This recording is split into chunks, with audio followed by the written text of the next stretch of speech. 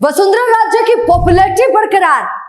मंच से महारानी ने बोली ऐसी बात कि हर महिला उनकी फैन बन गई।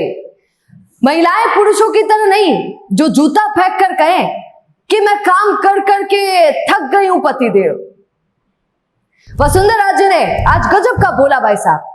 बोल रहे हैं कि महिलाएं घर में कितना काम करती है, रात दिन लगी रहती हैं, पर फिर भी कभी पुरुषों की तरह घर आकर जूते फेंक कर ये नहीं कहती कि भगवान मैं बहुत थक गई।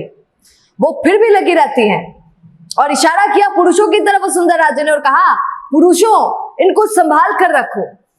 ये सुनकर वहां बैठी महिलाएं जोरदार तालियां बजाती दिखती हैं और वसुंधरा राजे के नारे लगाना शुरू करती हैं। वहां बैठा हर बीजेपी नेता बड़ी ही गंभीरता के साथ वसुंधरा राजे को सुनता है और तालियां बजाता है, क्योंकि बात ही ऐसी थी भैया। पर एक बात जो गौर करने वाली थी और आपको गौर करना चाहिए, वो थी अहिल्या बाई पर दिया गया वसुंधरा राजे का भाषण। उन्होंने क्या कहा? उन्होंने कहा जिसने देश के लिए अपने बेटे का बलिदान दे दिया वो कितनी महान होगी। जैसे ही मैंने ये सुना तुरंत दिमाग में लोकसभा चुनाव आ गए, पुराने दिन याद आ गए। क्यों याद आ गए? क्योंकि बेटे की बात की गई। लोकसभा चुनाव थे राजस्थान में, भाजपा को वसुंधरा राजे की बहुत ज्यादा सख्त जरूरत थी ताकि पार्टी को मजबूती मिल सके। पूर्व मुख्यमंत्री है भैया, वो तो अपने बेटे में लगी हुई थी, लेकिन उस समय जब लोकसभा के चुनाव थे प्रचार प्रसार को अनदेखा कर रही थी और नहीं आ रही थी।